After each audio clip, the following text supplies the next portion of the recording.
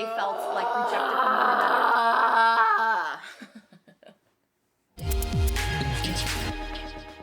Okay, hi everybody. Thanks for coming back if you've been here before, or hi, welcome if you're new. My name's Mickey, I'm a therapist, and we talk about therapy things on this channel. Today, we are talking about Girl Defined again. We've been meaning to cover this video for a while. Bethany and Kristen made a video called What to Do with Crazy Girl Emotions, but I never really got around to it, and so this video, I decided to put it on the poll on the Patreon, and so our lovely patrons picked this as our monthly patrons pick video. To those of you who are already patrons, by the way, thank you. The Patreon has been like such a wonderful and exciting and fun thing, and so thank you very much to everybody who has subscribed already. And in case you didn't know, we launched a Patreon, so if you want to join, you want to become a patron, and vote on polls and like do other fun shit, the link is always in the description. So we are going to talk about the fuckery that is this video, because it's just like filled with stigmatizing language and all kinds of bullshit. Also, thank you to everybody who said nice things about my hair. I appreciate you guys. It was a spur of the moment decision, kind of, so I have pink hair now, so thanks. What's up, sisterhood? It is Kristen and Bethany here, and we're gonna be talking about crazy girl emotions. I don't know about you. There have been a few tears that have come from these eyes. Yours too. Yeah. Emotions are hard, and we can feel like crazy girls. We talk about that, like, where you just feel like ups and downs. Oh, yeah. So how do you have a stable life and embrace emotions in the right way? We're gonna talk about that, but first, I want to share with you a few things. So y'all know that our Patreon family is... Hold on. This is a meme. This looks like a meme. She's just holding up a big 9 or 8.5 by 11 sheet of paper that says, "Battling sexual temptation." Like, that's a joke. That's a pamphlet that you would hand out outside of a church. Like, that's not real.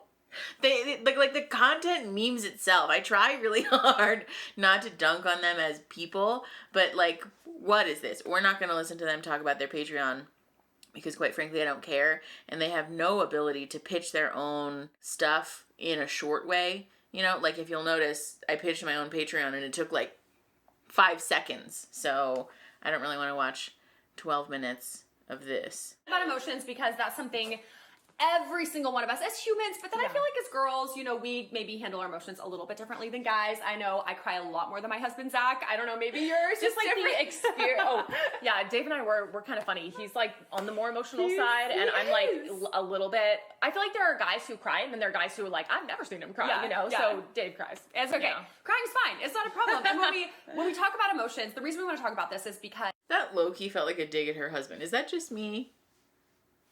Okay. I know in my life there have been times where I felt out of control. Yeah. Like, how do I control these emotions? How do I get myself, like, how do I pull it together and just like process this in like a normal, healthy way, like a biblical way? And so thinking about that, I think it's something so many of us. I don't understand.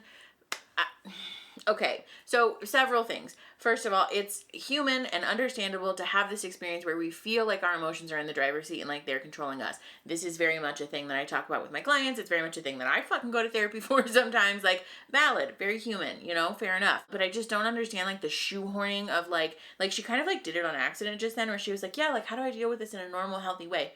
But like a biblical way though, like certainly not just like a normal, healthy way, like not like all the other secular people, has to be in a biblical way, which like, what does that even mean? And I'm sure she's gonna tell us, but I just don't understand. Like, there's not really a need for that. Like from an evidence-based perspective, what we know from the science is that whether you're dealing with your emotions biblically or just dealing with your emotions using like healthy and safe coping strategies, like there's not really a lot of robust research about how the use of biblical tools improves one's mental health. Like, that's not a thing. Wrestle with. Okay, I'm thinking of something. Yes. I'm thinking of something that actually involves both of us, and this, I'm just gonna make this quick because it is just hilarious. So we have some crazy emotions, and emotions can be a beautiful thing, but there was a time when years and years ago, I don't even know, we were in high school. Young. No, I don't know. To be younger, teens somewhere. And we got home, and we're very sensitive to like animals and bugs, and we don't want them to get hurt, except if it's a roach, smash it, but anything else besides that. So we saw these 2 big snails outside of our car on the grass, and we were like, oh, the snails, like we don't want them to get crunched by someone, but we're like, it's late, oh well, you know, they'll be fine. So we go inside, and a few minutes later, our dad walks out to get something out of the car, and we're chasing after him, and we're like, Dad, don't smash the snails. And it's like raining, and it's dark, and he's like, what are my... We're literally yelling, Dad, the snails he's like, what are y'all even talking about? And so he's like looking back, and as he's looking back and walking, we literally hear crunch and then crunch. Both snails that we specifically saw and didn't want to get crunched, both were now gone. And we lost it. We literally burst into tears. Our tears were bigger than the raindrops. They were flooding our driveway because we felt so bad. We were like, if we had moved the snails, then they would still be alive. They were probably a happy family. I mean, it sounds ridiculous, but this literally happened. So that's just an extreme extreme reaction. Okay, there's several things that I want to unpack here. First of all, if this is happening in the time frame that they're saying that it is, when they're like teenagers, this is like relatively understandable. Like, teenagers are emotional, you know what I mean? Like, you're having a lot of hormonal changes, like physiologically there's a lot happening with your body. You also are in the middle of a very volatile time developmentally, and so there's just like a lot of emotions happening, and you're reckoning with a lot of life changes, and it's like very difficult to kind of deal with. Statistically speaking, you also tend to have lower social supports than you did before, and so like there's just, it's a lot. It's very emotionally overwhelming, and kids tend to have emotional outbursts during that time frame.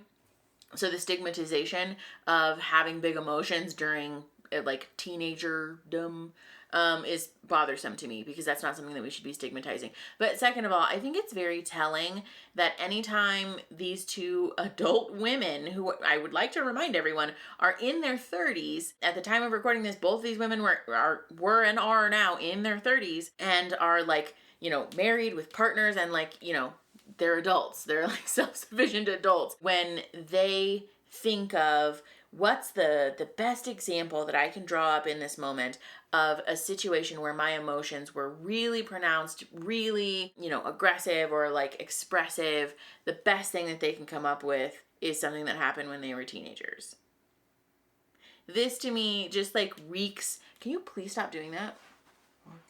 It's very distracting. This to me just like reeks of privilege. Okay, hello friends. I want to pause here really quickly because I want to be sensitive to the fact that Bethany literally just uploaded a video to the Girl Defined channel talking about her very traumatic experiences with pregnancy and miscarriage. And I know that Kristen has her own traumatic history with miscarriage. So I want to be sensitive to that. However, I do think it's important to talk about how they choose to trivialize this conversation by hosting the conversation about emotions around topics that are related to when they were 13 or 14 years old, instead of using those experiences to have a conversation, their traumatic experiences, to have a conversation about emotions in a non-stigmatizing way, and to like encourage people to feel how they feel, and to like give people permission to have real human emotions in the face of very difficult life experiences. They don't, and I'm not convinced that it's because they are too sensitive to talk about it, because they're still continuing to use it for content and to get clicks and views. I have a sneaking suspicion that it has a lot more to do with their discomfort with labeling emotions as part of the human condition rather than labeling them as sinful. And so this point still stands, in my opinion, that they are woefully ill-equipped to be having conversations about emotion, because in the video, Bethany also talks about how she feels essentially like not allowed to have emotions.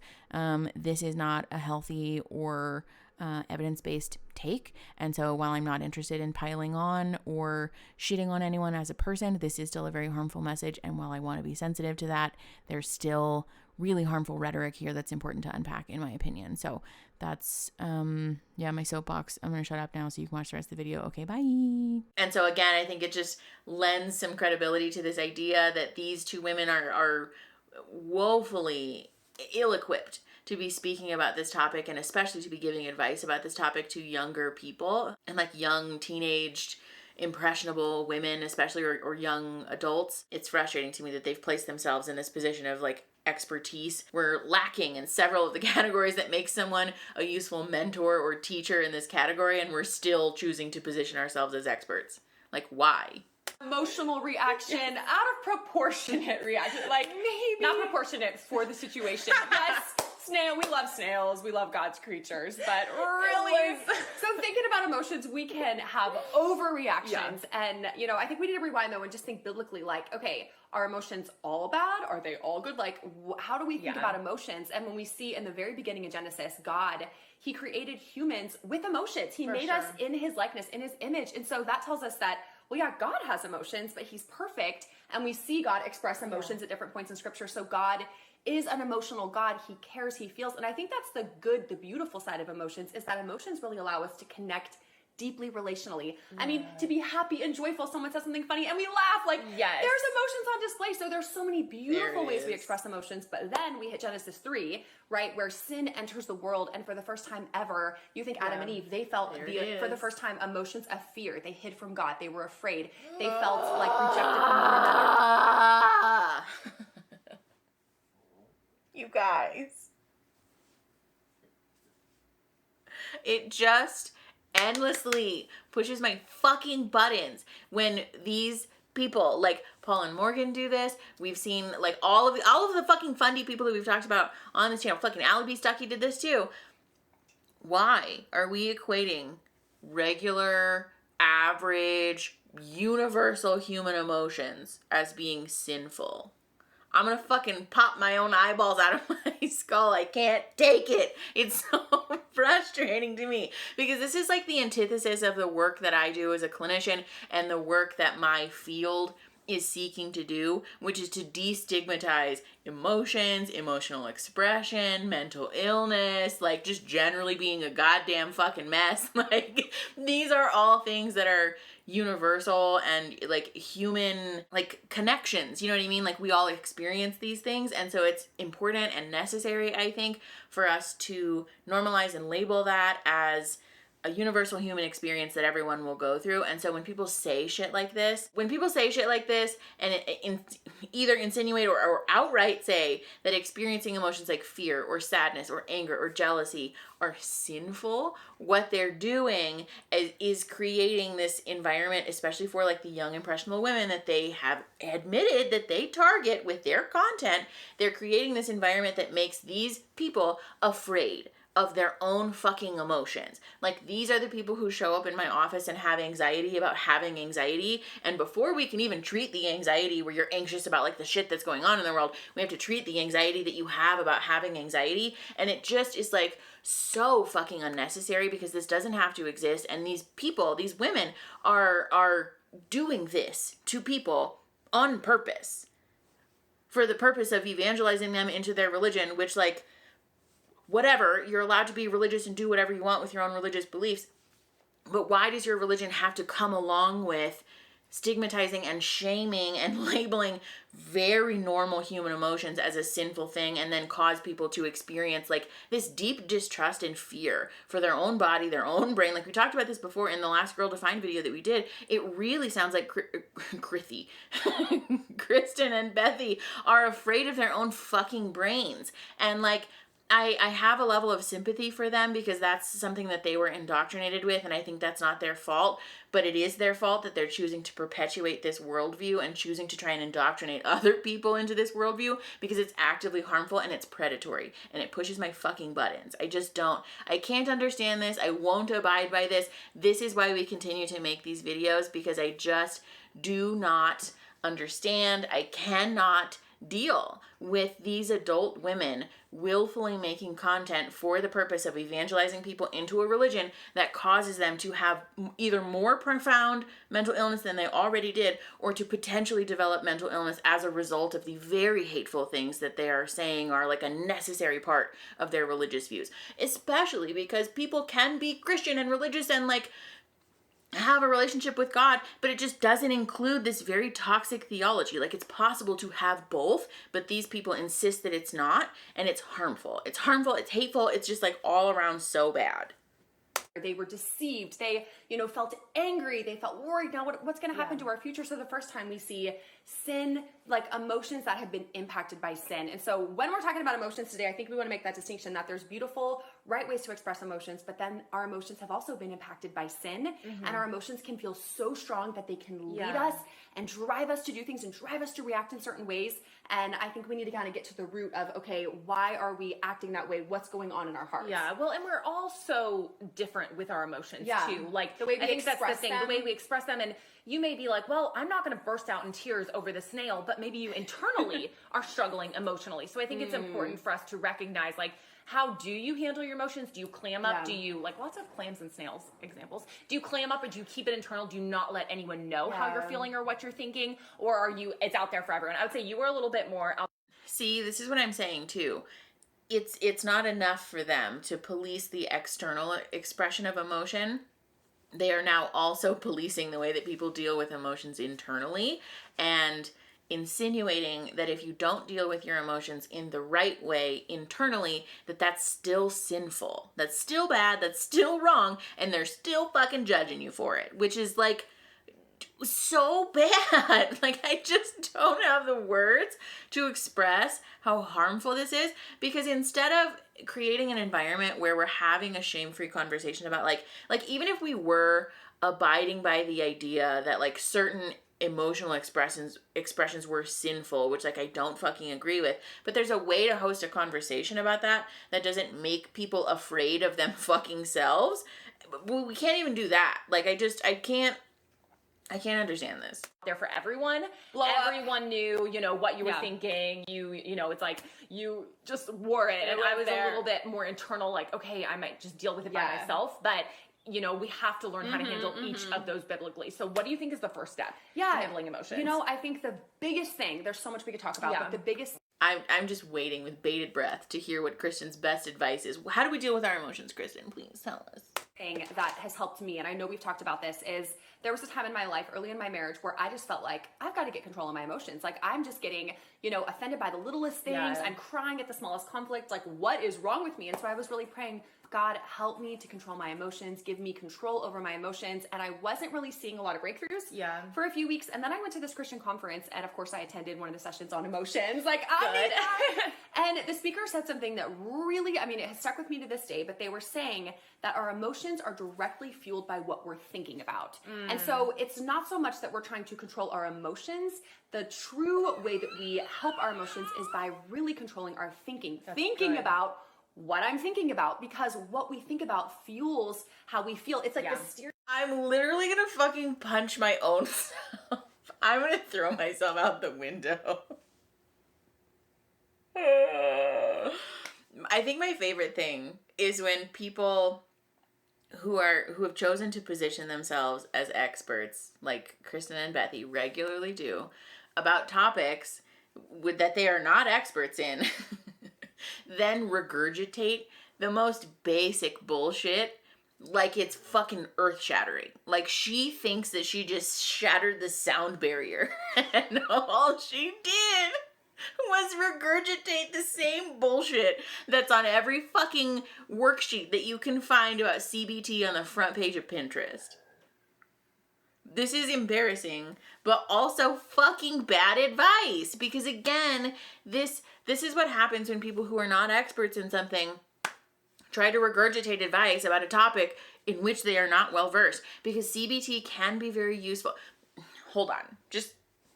Let's back up. Let's talk about what CBT is. For those of you who don't know, CBT stands for Cognitive Behavioral Therapy. It was pioneered by somebody named Aaron Beck. It's like a whole thing. It's a therapeutic approach. Lots of therapists use it. There are pros and cons. There's some issues with it. Don't get me wrong. However, it can be very useful as a therapeutic modality for dealing with a number of different things, especially if you tend to be a type A person and you really resonate with the idea of like steps and like boxes and check marks and like those types of things. Okay, the basic premise of CBT is that our thoughts, our feelings, and our behaviors, sometimes people add other shit into the circle, but the basic triangle here is like thoughts, feelings, and behaviors. All three of these things affect each other. So if the basic example that I give people when I explain this concept is, let's all imagine that we're standing inside of a coffee shop, and you're feeling insecure because you wish that you could be there with a friend. You see everybody else is there with a friend or on a date or whatever, and you're there alone. You're feeling insecure. And so the people who walk in behind you walk in and they start chuckling about something. And the thought that you have is, oh, they must be laughing at me. And then so your behavior is to leave the coffee shop. All of those things were influenced by each other. And sometimes it can go the other way around. Sometimes it's sort of cyclical in like a backwards way. But the basic premise here is that our thoughts, feelings, and behaviors are all linked and affect one another. But this is like a very basic concept in psychology. The reason that this is important to talk about, though, is because sometimes we have these automatic thoughts come up about ourselves, usually like our core beliefs about ourselves, that impact the way that we feel on an unconscious level, and we don't recognize that that's happening. That's useful work to be doing in therapy, especially if you're like a socially anxious person, for example, and maybe you're like thinking hurtful things about yourself in social situations and you don't recognize that you're doing it, and then you leave a social situation, you feel like dog shit, and you're like, I don't really understand what's going on, but I feel bad. That's useful unpacking to do in therapy. But what's happening right now is that Kristen has discovered a CBT worksheet via some Christian conference and is regurgitating this information on her sheet. It's like we're playing telephone with one of the most basic concepts in psychology, and we're like super getting it wrong, because this can be breeding grounds for people developing compulsions, or it can be like actively harmful for people with OCD. This can also be hurtful for people with certain types of anxiety, depending on how that's presenting for you. And so it's very important that when we present this information, we're doing so in a very nuanced way, and that we are making sure that people know this is not a one-size-fits-all approach, and it certainly won't work for everyone. And that it's also very important that we be doing this unpacking with a therapist or like someone who has credentialing or expertise in psychology and how the brain works and how like cognitive distortions work and things like that. Kristen and Bethy are none of those fucking things. I don't think they have a fucking college degree to rub together between the two of them. And so I just am super frustrated by the fact that we're, again, regurgitating this concept as if it's earth-shattering, first of all, but second of all, that we're like doing it wrong. This has the potential to be like genuinely very harmful to people. Wheel for our feelings. And so if you're like, yeah, why did I react that way? Someone said something and I just lashed out. What was going on there? Well, if you rewind and go, well, what was I thinking about? How did I process that? That's what ultimately led you to feel the way you feel and then to act the way you act. Yeah, I mean, I also have a sneaking suspicion that she is then going to say, and so the answer is to just not think the thing that you were thinking. And that's not the fucking answer. Let's see. An example of that would be, I think of in high school when we would get curfews, you know, like would have a curfew like during the week, Hated those school curfews. nights. It was like, okay, you need to be home by this time so that you can get to bed and get up and do school. Very reasonable. Yeah.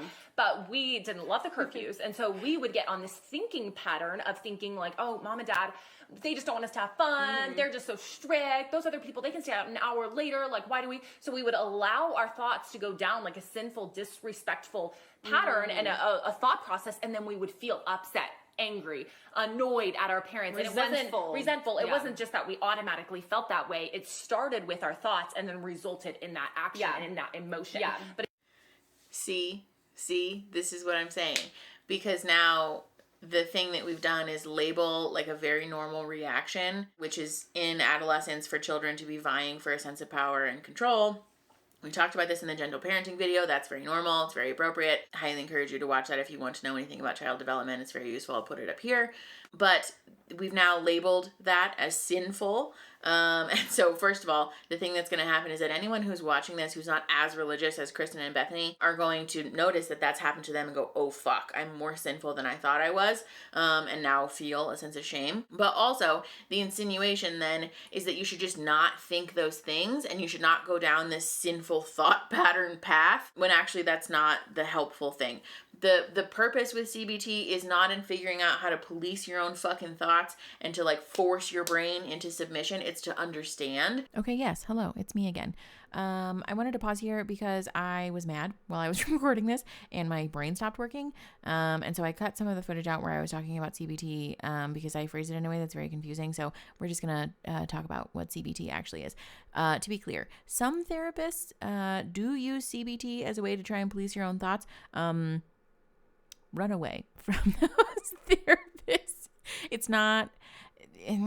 Everyone's allowed to do whatever they want as a clinician. I'm not here to dunk on other therapists. However, that style can be contraindicated in the research depending on your presenting issue. And so it's very much up for debate. However, using CBT as a means to understand thoughts and as a way to practice self-compassion and as a way to retrain what your automatic impulse is when you have these kind of hurtful, like shamey thoughts towards yourself is a useful pursuit when it's guided by self-compassion, self-respect, the desire to feel, at peace and enjoy your life and those types of things. Not when we're doing it from a place of self-loathing, not when we're doing it from a place of trying to chastise ourselves, or like the thing that I talked about. I don't know if I'm going to keep this in, but I talked about like their approach being similar to sort of spraying a cat with a water bottle when they're doing something bad. Like that approach is not guided by self-compassion or self-respect, and it can manifest in outcomes that are not super helpful, and again can be contraindicated depending on what your presenting issue is. So I very much want to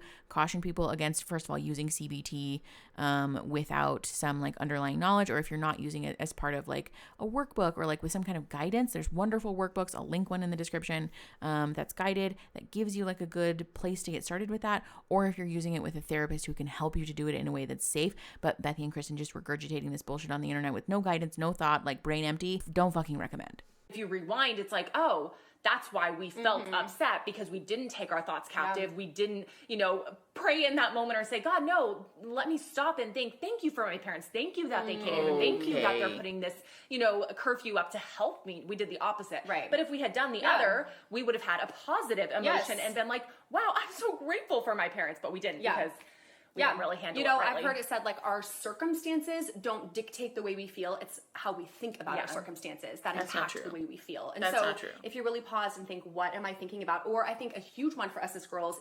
This is the same thing that people use, by the way, to shit on people who are being oppressed. And so this pushes my fucking buttons when someone says like, oh, you wouldn't feel so upset about the wage gap or systemic injustice or racism if you just thought about it differently. If you were just like more grateful, you just police your thoughts more, then you would feel better. And like, fucking no, that's not true. Very much our present circumstances influence the way we feel, and that's perfectly normal and perfectly valid. Our thoughts certainly do influence the way that we feel sometimes, but it's disingenuous to assert that our environment and our surroundings have nothing to do with how we feel, because it's simply not true. Is things that people say to us or things that we read that aren't true. They're lies, or maybe they're partial truths, and then we think about that. I mean, how many times have you laid in bed at night, right? Looking at the ceiling, you can't fall asleep. We were just talking about this. Your brain's going. That's called meditation. That's thinking over and over about something, and it's in those moments that... No, it's not. Oh my God, what? That's not meditation. That's called rumination. That's a symptom of anxiety. I have a sneaking suspicion that both of these adult women would really benefit from going to therapy to speak about their anxiety. What she's describing is rumination. Meditation is the practice of being present in your body and present in present moment, or like using a sense of mindfulness. There's lots of different types of meditation. That's not fucking meditation. Please don't misunderstand. That's not a practice that anyone wants to be taking up. I think the verse that has helped me the most, and we've talked about this, is Philippians 4:8, which talks about whatever is true, whatever is honorable, whatever is pure, whatever is lovely, just, commendable, think about these things. And the Bible talks so much about our thoughts, about our minds. Take every thought captive to the obedience of Christ. Think about these things. Meditate on what is true, on what is right. And really, that's where the answer lies. And No, it's not. That's not where the answer lies. And again, this is just such a privileged take, because the insinuation here is that if you are religious enough, if you are godly enough, if you are biblical enough, or successful enough at taking every single thought captive, you'll never experience a bad emotion. You'll never experience sadness, fear, resentment, anger, guilt, shame, none of that. You'll never experience those things. And if you do, it's your fucking fault. It's because you're sinful, or you're not trying hard enough, or you're just not godly like Bethany and Kristen are. And so you should fucking try harder, bitch. No, that like, this is what I'm talking about. This is what I mean when I say that the shit that they say is the fucking antithesis of mental health. Because the truth is that experiencing feelings like sadness, guilt, shame, fear, resentment, overwhelm, these are universal human emotions that we will all inevitably experience throughout the lifespan repeatedly, because sometimes life fucking sucks. Sometimes shit happens. Sometimes we react to things disproportionately. But the truth of the matter is that human emotions run the gamut in terms of whether they're pleasurable or not pleasurable. There are so many. I have like a whole ass fucking wheel. I'll put it up on the screen. There's a whole ass wheel diagram thing to describe all of our emotions. Emotions are complex, and emotions show up in lots of different ways, in lots of different circumstances, and we deserve, as human beings who are always inherently worthy of love and belonging, to give those emotions space and to allow them space to breathe, because that's the most effective way that we can then process them and learn how to let them go. When we do this thing where we try to police our own thoughts and police our own emotions so that we never experience them, we end up in a place of more emotional discomfort because you're not allowing yourself the process and the time to let those emotions run their natural course. The way that I describe it to clients is that it's like pooping. Emotions are a bodily need in the same way that like peeing or pooping or eating or sleeping are. When we deprive our body of the natural processes that it needs to like emotionally or like physiologically regulate, we can tell, like we can feel it, right? It's important for us to give our body the space for that because it will just continue to remind you the more that you neglect that need.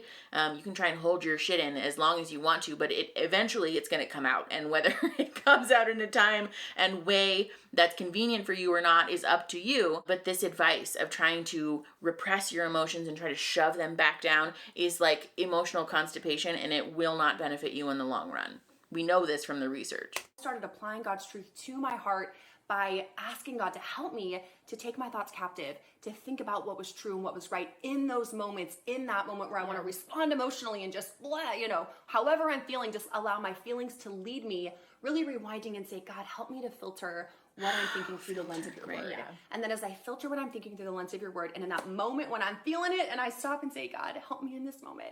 Please help me to control my thinking, then that's when I saw change in my actions. for And sure. I think for each one of us, that's the key. I think No, the other thing that I wanted to address here is that it is understandable and fair to want to practice a sense of regulation around the way that we're expressing our emotions. I'm not at all advocating that you experiencing an emotion means that you have carte blanche to behave however you want to behave. That's not it at all. We don't get carte blanche to just like haul off and hit people or speak really hatefully to people or just like do fucked up shit when we're experiencing emotions. We do have to hold ourselves accountable for behaving in ways that are like kind and respectful and generally safe for the people around us and like the people that we love. However, regulating our responses to our emotions is very different than policing our thoughts and our emotions to begin with, because that is something that we can learn how to do in a healthy way, in a way that is led by self-compassion and self-acceptance, and that still promotes the overall goal of giving our emotions room to breathe and giving ourselves the space to be imperfect and also coping with that emotion. Like, that's a perfectly valid thing to do. It's something that I help people do all fucking day long in therapy because I have a fucking degree, two fucking degrees in helping people deal with their goddamn emotions, and I'm not just a 30-year-old fucking white lady on the internet yelling about emotions with no qualifications. that's what we want you to take home is that specific passage of scripture, Philippians 4, 8, and 9. We want you to go look it up in your own Bible or look it up online if you don't have a Bible, and just ask yourself, do I use this? Like, have I ever used this as kind of like a filter to filter my thoughts through, or do I just let them run wild? And we would really love for you to print this verse up or memorize it. And when you are hit with a situation where you're like, okay, I'm getting a curfew, or this hard thing happened, I have a choice right now. What am I going to think about? And then pull that verse up and say, okay, here's my list of what God says I should be thinking about. Also, Psalm 51:10 is a great short prayer. We're done. I love when they put this caveat at the end of their videos, because guess what? Their comments are turned off. Okay, great. You definitely want to hear from me, except for not in your comments though, and certainly not on your Instagram because those comments are limited too. Neat. Okay, let's scooch and unpack here. I have a headache now. You try not having I should just think about it differently. Just really think my way. Scriptures? I'd rather gouge my eyeballs out with a rusty spoon. How come God won't make my feet stop being asleep? Is it because I'm a sinful little whore? I think it's because you're gay. Us gays and our tingly feet. My foot really is mad asleep though. Your foot is always mad asleep. Super rude. Okay, so I don't think it's a surprise to anyone that the things in this video are just fucking terrible advice, but I do really want to encourage people to use a discerning eye about the content that we're consuming on the internet, because girl defined is kind of an easy target and like low hanging fruit in that regard. But this like toxic positivity attitude of like, just don't think that way about it is relatively common. And people are a lot more apt to easily swallow this message from influencers when they look, you know, like cool, thin, like boho, hipster people on Instagram. And so be mindful and be conscientious about where we are choosing to receive advice about how to deal with things like this, especially when we talk about emotions and like, you know, the way that we're responding to our brain and our body's natural processes. Because again, I want to be super clear. Emotions and feelings, even when they're ugly, even when they're inconvenient and scary and like a lot, they're part of being human. It's a unifier amongst everybody. I can promise you that even as a therapist who teaches people about how to cope effectively and healthily and helps people work through all kinds of like heavy traumatic bullshit, that there are very much days where I lose my shit, where I react in ways that are like toxic and not cool, and where I have just like ugly, messy breakdowns, like because it's human, it's normal, and we're allowed. And so I really, really want to encourage people to just approach that with an attitude of self-compassion and an attitude of acceptance, because like that's fucking all of us. Like you're certainly not alone in that.